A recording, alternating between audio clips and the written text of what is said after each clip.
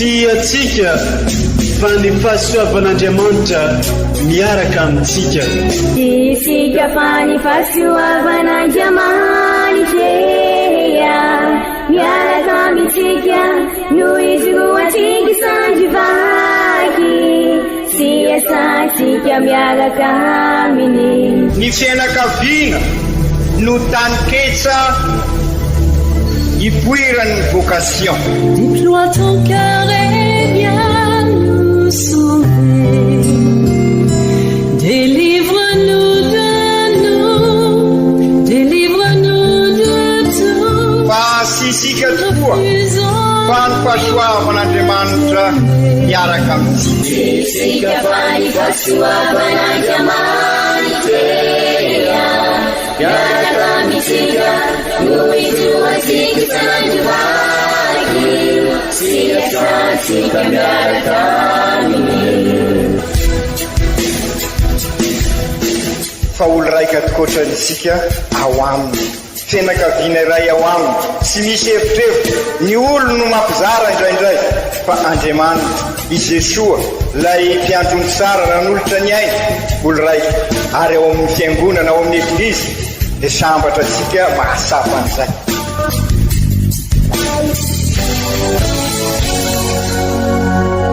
Olo araiky atsika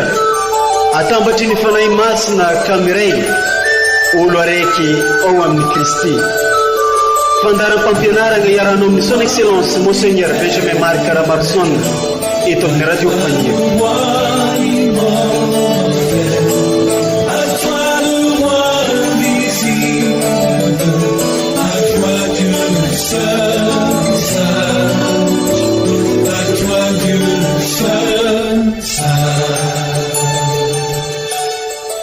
Ny masoko any amin'ny tompo lalandava, izy no manala ny tongotro amin'ny harato. Mba todiho aho iantrao, fa honjohonjoko izaho rery mahantra. Salamo fahefatra amby roapolo. Faly magnano mbola tsara atsika jiaby eo ve izay mpagnaraka tsy tapaka ary manjohy atrany ity onjam-peo mamontsika ity, onjam-peo natao ampitambatra atsika ologno araiky, natao ihany koa agnitaragna sy ampitagna izaragna ny vaovao mahafaly Kristy. Fotoagna tsara tokoa izao, fotoagna tsara hifohazagna amin'ny torimaso, hitiavagna misimisy kokoa ny Kristy, hitodihagna amin'ny famindram-pony Kristy. Ny fahatsapagna fampanota tsy mendriky mitariky amin'ny lalan'ny atsaragna. Iniany ity ten'Andriamanitra maro samihafa no atolotry ny eglizy amintsika, ary izany no entiny son excellence Monseigneur Archevêque Benjamin Marc Caramarson ho fakifakaina sy ampitaina amin'ny alalan'ny toroteny sy fampianaragna atolony amintsika niany ity. Koa andehatsika hitandregny zegny ampitiavagna, ampanetrentegna, ampinoagna tokoa mba ahafahantsika miaina tokoa ny karemy ary hitodiantsika ny amin'ny Pâques.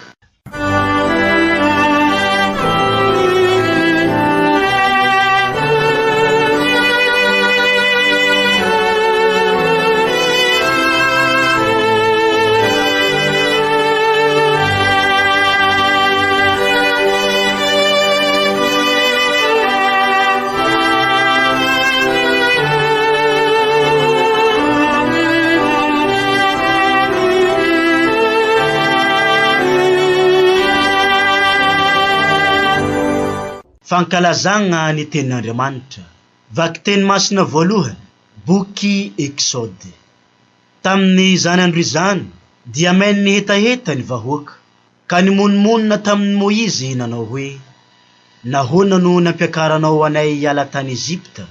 hahafaty ny hetahetanay sy ny zanakay mba amin'ny bibinay? Dia nitaraina tamin'ny tompo i Moizy nanao hoe: inona no hataoko ho an'ity vahoaka ity? Fa kely foana sisa no tsy hitorahany vato ahy. Ary hoy ny tompo tamin'ny Moizy: mialohany vahoaka ka ento miaraka aminao ny loholon'ny Israely. Ataovy antananao koa ny tehinao, ny kapohanao ny iony, dia mandehany. Fa indro aho hitsangana eo anoloanao ao amin'ny vatolampy izay any Horeba. Hikapoka ny vatolampy ianao, dia hivoaka ny rano, ary isotro ny vahoaka. Nataony Moizy teo anatrehany loholon'ny Israely zany ary nomeny anarana hoe Massa sy Meriba io fitoerana io. Fa nila Akisa ny zanak'Israely sy nakafagnahy ny tompo nanao hoe eto afovoantsika va ny tompo satsia. Izany ary ny tenin'ny tompo hisaorana ny Andriamanitra.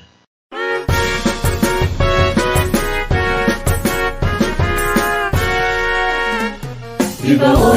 kafofidi na Andriamanitra navitsoka ny tompo andrano aspianjanao. Ibaho kafofidi na Andriamanitra navitsoka ny tompo andrano aspianjanao. Vinivalikao vinitumpo Sibunditika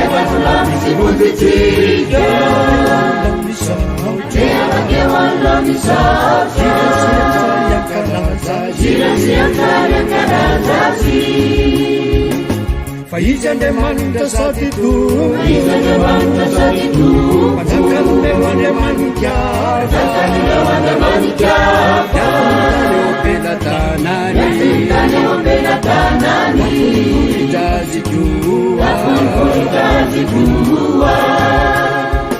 Ibaho kafofidi na Andriamanitra navitsoka ny tompo andrano aspianjanao. Ibaho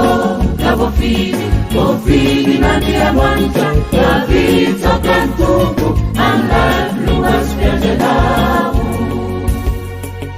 Ibaho kafofidi na Andriamanitra navitsoka ny tompo andrano aspianjanao. Ibaho kafofidi na Andriamanitra navitsoka ny tompo andrano aspianjanao. Nataony kaziny ranomasina Netiazoko avasatanany Indray amin'ny akofa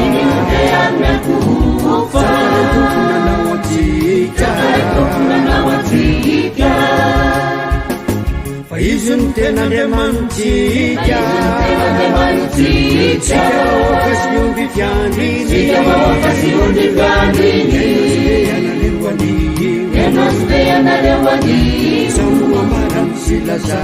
Zano amarany sy lazany Ibaho kafofidi na Andriamanitra navitsoka ny tompo andrano aspianjanao. Ibaho kafofidi na Andriamanitra navitsoka ny tompo andrano aspianjanao. Ibaho kafofidi na Andriamanitra navitsoka ny tompo andrano aspianjanao. Ibaho kafofidi na Andriamanitra navitsoka ny tompo andrano aspianjanao. Taratasy ny Masinday Paoly apôstôly ho an'ny kristianina tany Roma. Ry kristianina havana, efa nohamarinina noho ny finoana isika ka mihavana amin'Andriamanitra amin'ny alalan'i Jesosy Kristy tompontsika, izay azahoantsika manatona ampinoana izao fahasoavana hitoerantsika tsara izao sy mifaly amin'ny fanantenana ny voninahitr'Andriamanitra. Ary ny fanantenana tsy mba manodoka, satria efa voarotsaka ao ampontsika tamin'ny fanahy masina nomenantsika ny fitiavan'Andriamanitra. Fa fony mbola tsy nanan-kery isika dia maty tamin'ny fotoana voatendry i Kristy mba hamonjy ny ratsy fanahy. Saika tsy misy manaiky ho faty hamonjy ny olo-marina, ary angamba isy ihany sahy maty hamonjy ny manao soa. Fa izao kosa no naneho an'Andriamanitra ny fitiavany atsika, fony mbola tsy mpanota isika no maty hamonjy atsika i Kristy. Izany ary ny tenin'ny tompo, hisaorana ny Andriamanitra.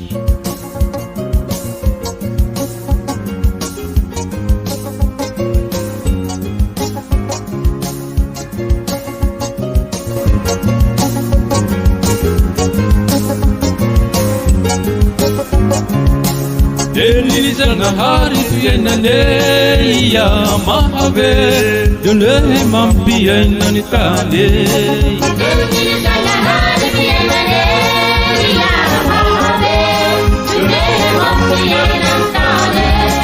Teny Zagnahary mahere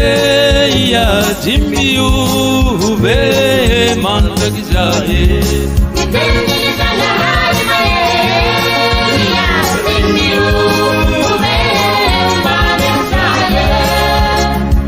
Ombatsika mianakavy aneny tompo ho tanteraka tokoa ne iza Evanjely masina nosoratany masindajoany voninahitra ne hoanao ry tompo Tamin'ny zany andro zany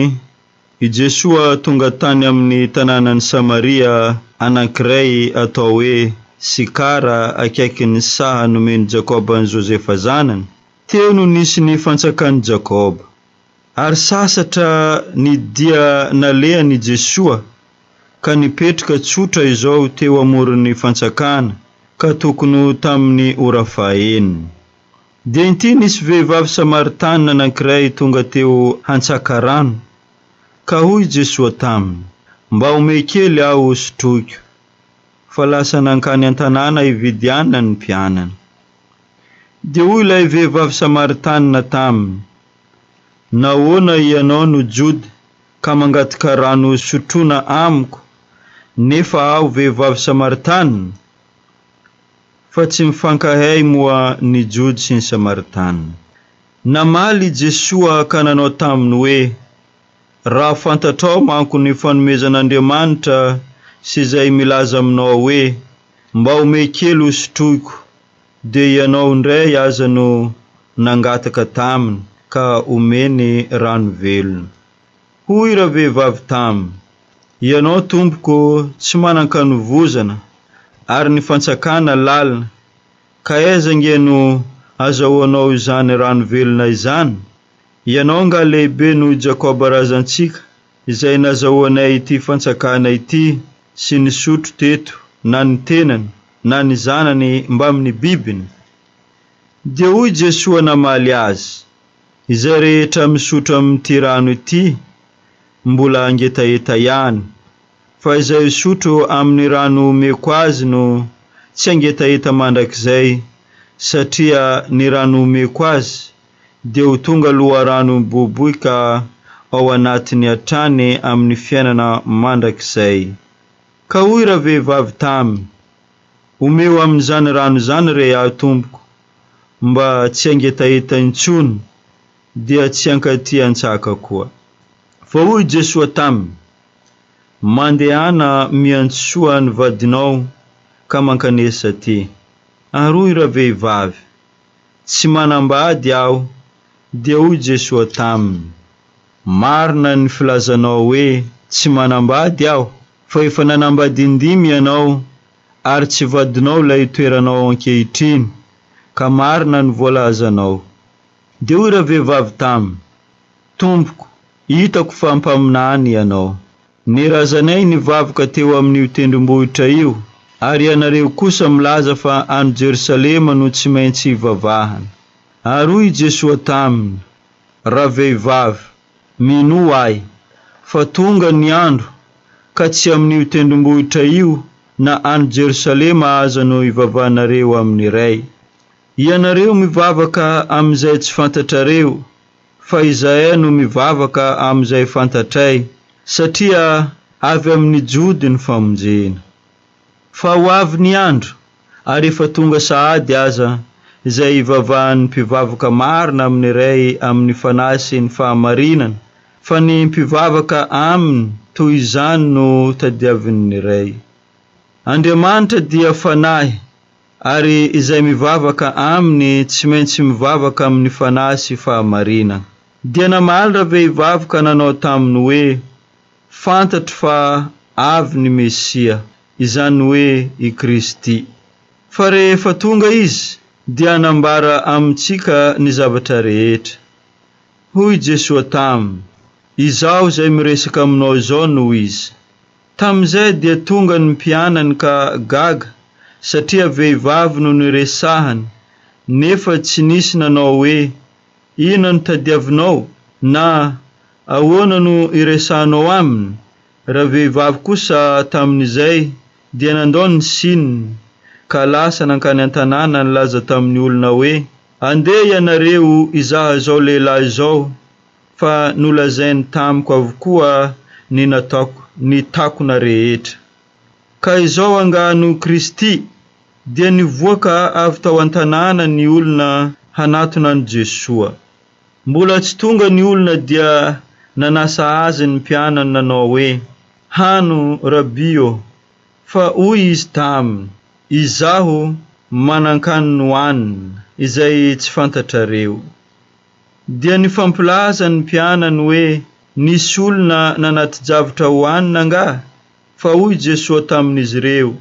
ny aniko dia ny manao ny sitrapony izay nanirakay sy manatanteraka ny asany. Moa tsy lazainareo fa mbola efa-bolana ny taom-pijinjana, kanefa lazaiko aminareo atipazo ny masonareo ka tazano ny eny an-tsaha, fa efa manompo mena sahady ny vary ka efa fijinja.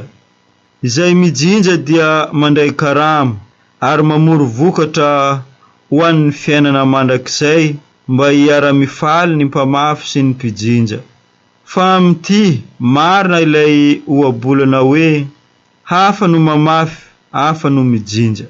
Ny raiko hijinja amin'izay tsy niasainareo ianareo, fa olon-kafa no niasa, ka ianareo no nanohy ny asany. Maro ny Samaritanina tamin'izany tanàna izany no nino azy, noho ny teny vehivavy nanao hoe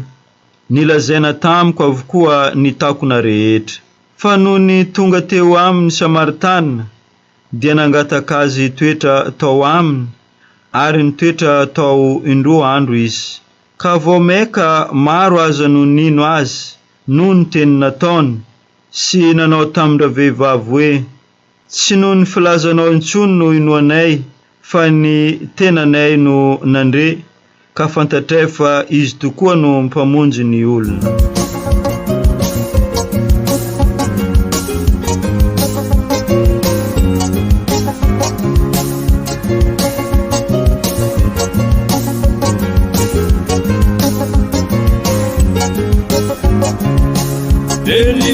Hari tuyenane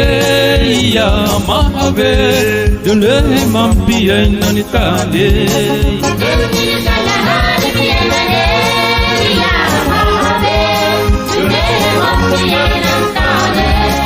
Delizanga hari mahere ya jimbiu be mandagizae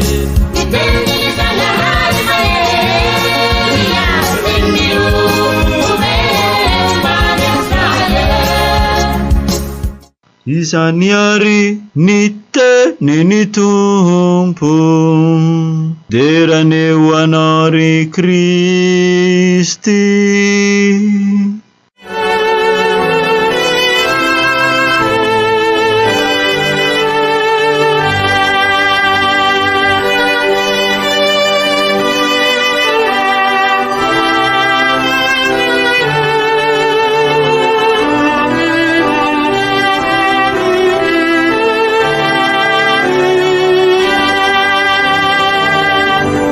Ry Kristianina ava malala manomboka amin'izao lahady fahatelon'ny karemy izao dia ny evanjely nosoratan'ny Masindazoany no vakisika isana lahady, fa indrindra moa ireo evanjely izay famantarana mifandray akaiky amin'ny batemy, satria manomana akaiky dia akaiky an'ireo izay anatanteraka ny dingana amin'ny batemy, ary ho an'ireo efa vita batemy mba hampandinika azy an'izay batemy izay, satria satria fantatra sika fa baka no loharano sy fototra ny fiainansika kristianina ka ny batemy no baka ao ansika baka fandalovana miala amin'ny fahafatesana ka miditra amin'ny fiainana ka io indrindra araky ny efa naverimberisika no mahatonga zany ny baka sy ny sinoda mifandray satria ny baka mamerina ny indray mitoetra sika araky ny naharin'Andriamanitra sika dia isika endrik'Andriamanitra isika zanak'Andriamanitra ka izay mazanak'Andriamanitra izay nefa no mampiova ny fifandraisana zay efa potika ho isika ka ny fifandraisana amin'ny zavaboary ny fifandraisana amin'ny olombelona amin'ny sika samy sika fifandraisana amin'ny Andriamanitra dia miverina amin'ny lony ary zay mipaka zay miala amin'ny fahafatesana ka miditra amin'ny fiainana mahazanak'Andriamanitra ka izay indrindra amin'ny izao fiomanana sika akaiky dia akaiky ampaka izao ary dia ny safidian'ny eglizy ireo vakiteny ahafahasika miditra bebe koa amin'izay toe-panahy mahazanak'Andriamanitra sika izay ka ahafahasika mivelona an'izay ezaka rehetrarehetra ataosika amin'izao fanatanterahasika ny sinoda izao fianakaviana eglizy kely miara-mivavaka mandalina finoana ka ny fandalinana lehibe indrindra dia mampisongadina ary ny anjara toeran'izay batemy izay ka amin'ity alahady fahatelo ty ary dia ny famantarana mikasika ny rano no resasika ary dia fantatra sika ny anjara toeran'ny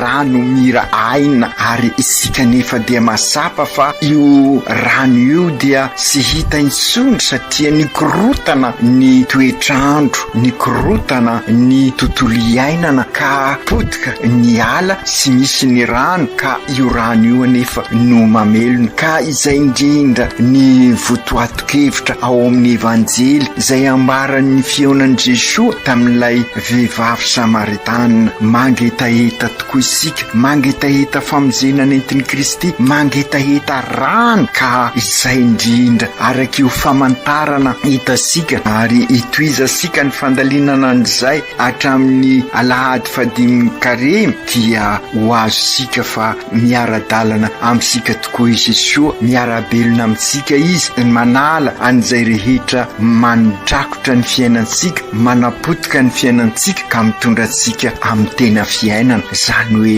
fahavelarana mahazanak'Andriamanitra ko anjarasika ry kristianina ava malala ny mandray azy raha mandray azy sika dia mahazo fahasoavana ary ho feno hafaliana ny ahafantarana fa mandray fahasoavana isika dia isika sy mitana samirery ho ansika ny vokatry n'izay fahasoavana zay dia ny hafaliana fa manambara azy amin'ny manodidina matetika isika sy mahafantatra ka manontany raha tena votom-pinoana isika ny ahafantarasika azy fa niditra amin'ny fiainansika tokoa i Jesoa ary ny fanozo amin'ny Jesoa isika raha miova ny fomba fijerisika an'izao tontolo izao ary feno hafaliana isika ary dia manambara izay hafaliana izay raha naheno tsara ny evanjely isika dia izay nitanteraka tamin'ilay vehivavy Samaritana raha isika tokoa mandray sy manome dia manambara izany finoana izany amin'ny alalan'ny fahafoizana fanompoana faharetana satria izany ny vaovao mahafaly ny entin'i Kristy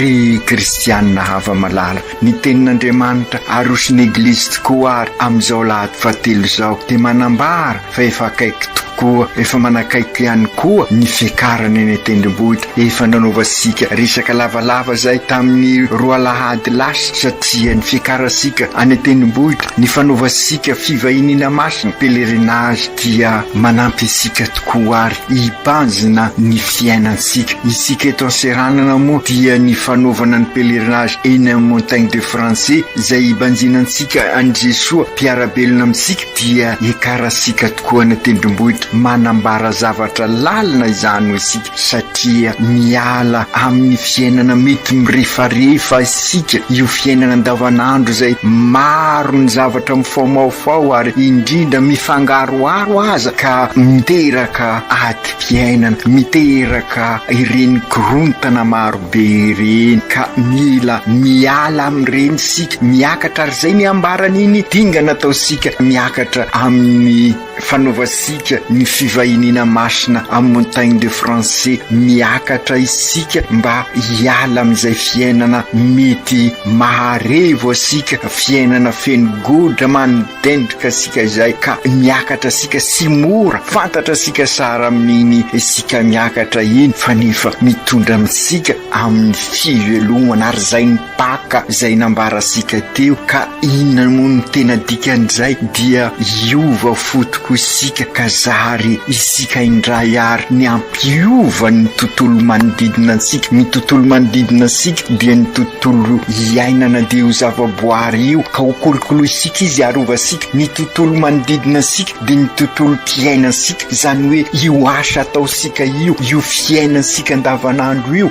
io fiarahamonina sika io vasika ary ny tontolo mpinoana izay fifandraisasika amin'Andriamanitra ka zary tabernakla velona isika hoy ny ataosika amin'izao synode zao inona moa ny dikan'ny tabernakla velona ny tabernakla dia zay itoerany Jesosy ary velona mandrakariva ary zay mipaka ary zay no vocation sika satria ny tabernakla itoerany Jesosy no endrik'Andriamanitra ka isika zany miverina amin'ny tena vocation sika tabernakla velona eo anivony fiainana andavanandro ka izara fahasoavana eo anivony fiarahamonina eo anivony fiainansika nolazaisika tokoa izany tamin'ny alady lasa teo raha nandinika ny fivantare isika fa io fivantare io isika no tanjona tiany Jesosy ho an'izay manaradia azy ary niakatra tany tendrombohitra izy ireo ka tiany hiakatra koa ny fiainansika fa sy refarefa araka ny volazasika teo mitaky dingam-piainana avy amintsika izany ary zay nidikan'izao karemy ataosika izao zany no ataosika amin'izao sinoda izao ary zay no antony azosika onona sara ry kristianina avana no antony anaovasika azy par etapy fa sy mba ahafahasika mivelona an'izay dingam-piainana araka ny volazasika teo ary zay no mahatonga ny fanaovana ny batemy misy dingana voalohany dingana faharoa ary dingana fahatelo ary zay no ataosika amin'izao sinoda izao azo lazaina ary fa tahaka ilay vehivavy samaritana ao amin'ny evanjely sika eo anivosika Jesosy nefa indraindray rakotry ny fomba fizerin'izao tontolo izao sika sy ao amintsika ilay finoana velona ka sy mahita azy sika dia hita sika ary fa nampiny Jesosy anao ilay dingana izy ilay dingana nolazaisika teo ary azo lazaina aza fa tena nanao sinoda ilay vehivavy samaritana niaraka tamin'i Jesosy ary izay koa no ataosika amin'izao enosika ry kristianina havana fa rehefa tapa-kevitra ilay vehivavy dia niova ny fiainana isika koa milaza miara-mahita fa mavesatra izao fiainana izao mangetaheta ilay rano velona isika ary dia rano araky ny zava-misy fiainasika dia sarobidy lavitra izay rano izay ary hitasika aza fa tena sy hita ison'ny rano miandry fotoana marobe isika mitondra n'ilay bidon jaune ary io no nataony ilay vehivavy samaritana nandeha natsaka izy mangetaheta ny famindrapon'Andriamanitra izao andro izao mangetaheta araky ny voalazany vakiteny voalohany hoe tamin'izany andro izany dia mainy etaheta ny vahoaka ka ny monimonina tamin'ny Moizy nanao hoe ahoana ny ampiakaranao anay hiala tany Ezipta ahafaty ny etahetanay sy ny zanakay ban'ny bibinay ary dia milaza miara-mahita isika fa tena miatrika n'izany misy amin'izao andro izao maro ny zavatra mangezasika raha sy laza fosiny aza ny reny fiainana vokatry ny etraketraka eo amin'ny fiainana ny fanilikiliana ireny sy fahitana sony ny rariny sy ny hisiny ary izay manambola manangeza ny hafa mitranga amin'ny fiainansika kehitriny tokoa izany rehefa tozo ny zavatra manahirana isika dia mitady anymesina an'Andriamanitra azy mahatoky anefa izy Andriamanitra ka sy mivadika amin'ny dinam-pitiavana isika no be siasia fa Andriamanitra sy miova ary zay no nandrany any Jesoa ka raha monimonina ny vahoaka dia nomen'Andriamanitra rano velona ary tandindon' Jesoa io rano velona io. Izy ilay rano mamelona antsika mipaka, ilay rano anaovana batemy antsika ka iverinantsika amin'ny vocation-sika hatramin'ny voalohany. Fa indro aho isangana eo anoloanao hoy ny vakiteny voalohany ao amin'ny vatolampy izay Oreba ka ikapa ny vatolampy ianao dia ivoaka ny rano ary isotro ny vahoaka. Io ny tantaran'ny Masa sy Meriba izay nolazaina fa nakafanahin'ny Tompo Andriamanitra nefa eo afovoan'izy ireo tokoa ny Tompo. Nataony Moïse teo anatreny olon'ny Israely zany ary nomena anarana hoe Masa e Meriba io fitoerana io fa nilakisa ny zanak'Israely sy nakafanahin'ny Tompo nanao hoe eto afovoansika va ny Tompo sasia fanontaniana apetraka sika zany amin'izao sika miatrika any fiainana izay tena mangidy izao ka sy mangetaheta tokoa sika ka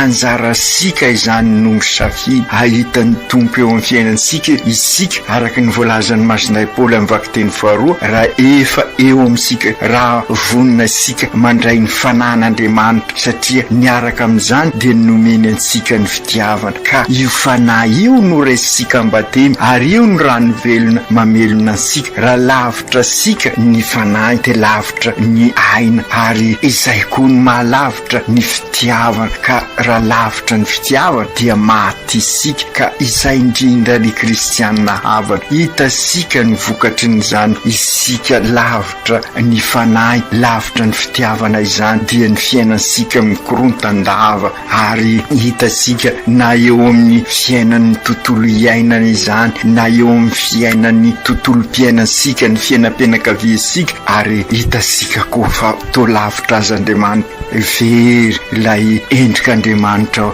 araka ny noharinasika ka izay ny vokany korontana etraketraka ka izay indrindra ry kristianina havana araka ny afatra tamin'ny alarobia-ny lavenina ny afatra nataon'ny Masondahy Paoly ihany koa ny havana ry amin'Andriamanitra ka izay indrindra ararody izao vanim-potoana ny karemy izao mba hiavana amin'Andriamanitra isika satria raha mihavana aminy isika dia karakarainy kolokoloiny ary dia isika koa mikarakara sy mikolokolo ny tontolo iainana ary ny tontolo manodidina antsika ihany koa ny tontolo mpiainansika. Arotsany ao amintsika tokoa manko amin'izay ny fanahy masina izay mamerina amintsika indray ny tena fitiavana araka ny naharian'Andriamanitra sika tamin'ny voalohany ary izay nylay rano mamelona antsika ary izay Jesoa mamelona antsika ka zary Jesoa mpiarabelona amin'ny olona isika ka araroty ary mandraisa ny sakramenta ny famindrapon'Andriamanitra dia iova ny fosika ka hitoerany ny fanahy masina isika ka hitoerany ny fitiavan'Andriamanitra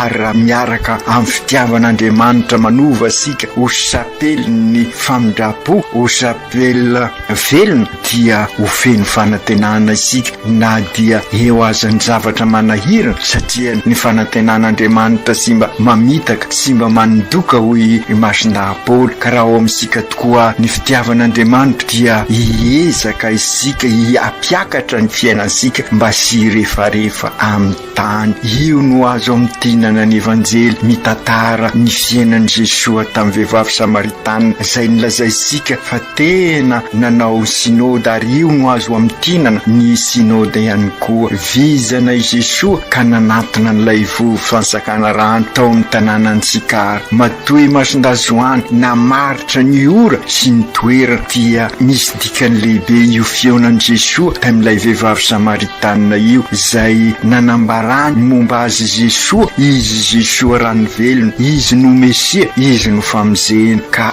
azo lazaina ary fa fandaliana bolona tokoa nataon'i Jesoa araka ny lazaisika teo tena nanao sinody ny ara-dalana tamin'ilay vehivavy Samaritana tokoa izy ary avy eo aza tsy vitany hoe ny ara-dalana tamin'ilay vehivavy Samaritana ny olon-drehetra tao amin'io tanàna io ry kristianina havana io tanteraka io tokoa koa lay afatra naverimberisika momba any synody ka tahaka ny fanontaniana napetraka Jesosy tamin'ny lay vehivavy Samaritanina. Raha mba fantatrao manko ny fanomezan'Andriamanitra zay indrindra ry kristianina havana, raha mba azosika ansaina tokoa moa ny fanomezan'Andriamanitra dia anjarasika no migogan'izay araroteary izao karamizao fa raha miona tanteraka amin'ny Jesosy tokoa isika dia tahaka n'ilay vehivavy Samaritanina zay nifikitra tamin'ny fomba nahazatra azy araka ny endrisika teo kanefa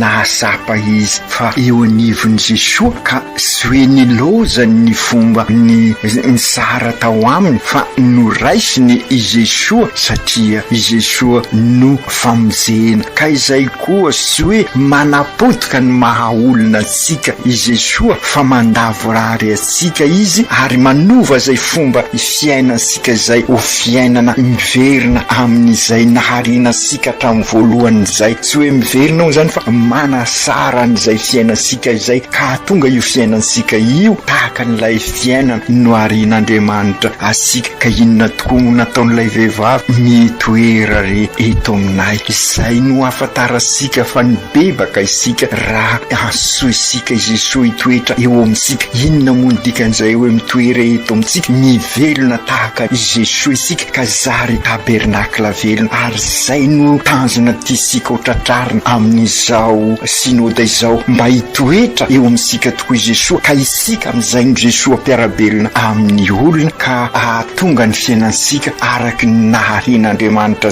amin'ny trano voalohany. Marina tokoa fa Jesosy mitoetra eto amintsika ny famonjena. Ka izao koa nefa ry kristianina havana aza gaga isika raha misy mitady anilikilika na dia eo anivon'ny eglizy misy asika asa na dia miezaka isika mampitoetra any Jesosy amin'ny fiainansika ka ny fiainansika dia zary Kristy mpiarabelona. Aza gaga isika enosika tao amin'ny evanjely na dia ny mpianatra avy aza dia tady anymesiny any Jesosy no izy miresaka amin'ilay vehivavy voan'ny fakapanahy izy ireo ka tetazona any Jesosy ho azy ireo samy rery. Zay koa zany mila mitandrina isika raha tena ao amintsika marina Jesosy ka mivelona ny mpaka isika dia mizara ny Jesosy amin'ny mpiarabelona ary zay ny fakapanaina onzoan'i Jesosy tady tanjona any Jesosy zany hoe mieritreritra fa izy rery no manana ny marina. Ka aokary amin'izao synody izao hivelatra amin'ny rehetrarehetra isika ka raha ny ahafantarasika aran'izay fivelarana izay dia mitoetra ao amintsika Jesosy ary sy ho tazontsika ho an'ny sika samy rery i Jesosy fa ho aintsika eo amin'ny mpiarabelona amintsika ary zay no nitanterahin'ilay vehivavy Samaritanina zay enosika teo ka nanantona an'ireo olona manodidina azy izy dia ireo ndray nandray an' Jesosy ary nampitoetra an' Jesosy tao tanàna ary dia nanambara tamin'ilay vehivavy sy noho ny filazanao intsony fa ny sofinay no nandre masonay nefa nahita. Ka izay indrindra enganie samy afaka nahita masosika an' Jesosy isika ary afaka nandre ny Jesosy araky ny sofisika ka niova ny fosika tahaka n'ilay vehivavy Samaritanina nampiova ny tanàna manontolo ary dia tahaka n'ilay tanàna manontolo niova tanteraka ary dia izay nirisika amin'izao fanaovasika ny synody izao ka hitoetra eto amintsika tokoa i Jesosy araky izay voalaza izay ka iova ny fiainansika. Ry Jesosy zokonay io engany izahay sirairay avy amin'izao ezaka ataonay amin'izao fiomanana mipaka sy fietrenan'izao synody izao mba angetahetanao tokoa ka ampitoetranao eo amin'ny fiainanay ka iova izahay oka ho vonina iainanay amin'izao karem'izao ampiarinay izay fionana sy fampitrahofana miaraka aminao zay ka ifanozo aminao koa an'izahay ka ho fianakaviana eglizy kely tokoa mivavaka mandalo mpinoana miaro ny tontolo iaina dia ho paka sambatra izao paka 13 izao ka paka fandalovana miditra amin'ny fiainam-baovao zany hoe hiverina fiaina ivelona ny naharenin'Andriamanitra anay tamin'ny voalohany, ka hitoetra eto aminay tokoa ianao, anova an'izay fifandraisanay eo amin'ny fiainana andavanandro, amin'ny fifandraisana amin'ny javaboary, amin'ny mpiarabelona amin'Andriamanitra, ka ovonina ivelona ny tena fihavanana sady kristianina no malagasy, ampanjaka ny rariny sy ny isiny, ary kasaka mandrakariva ny fiolombonana, ivelona ny fahamarinana, dia iroso amin'izay fiainana mahazanak'Andriamanitra izay izahay. Ry Masiny Maria reno ampianaro izahay ahaieno an Jesosy tahaka n'ilay vehivavy Samaritana, ka iavao zary tabernakla velona tahaka anao, hitondra an Jesosy eo anivon'ny mpiarabelona, aka tahaka n'ilay vehivavy Samaritana, anambara manodidina, ary izy ireo koa no ilaza hoe tsy noho ny filazanao isony ny nonay, fa ny tenanay no mandre, ka fantatray fa izy tokoa ny mpamonjy ny olona, ka amin'izay tena hitoetra eo aminay tokoa i Jesosy. Aoka tanteraka izany amin'ny anaran'ny Ray sy ny Zanaka sy ny Fanahy Masina. Amen.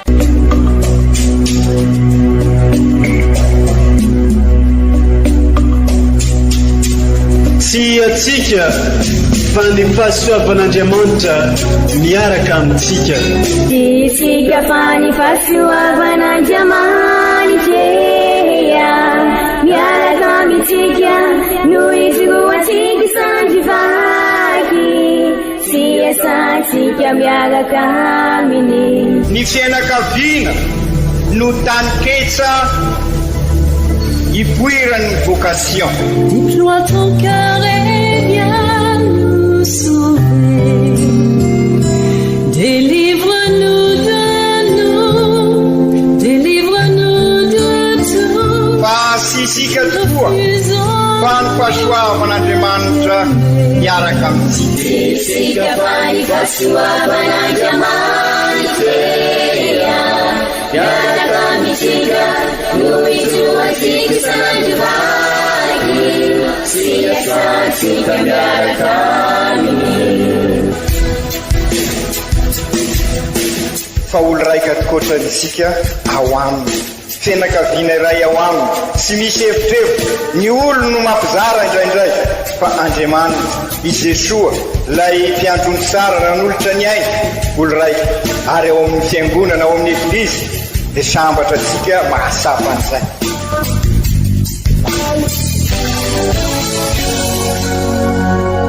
Olo araiky atsika atambatry ny fanahy masina kamiray, olo araiky ao amin'ny Kristy. Fandaram-pampianarana iarano amin'ny son excellence Monseigneur Benjamin Marc Ramarson eto amin'ny radio Fania.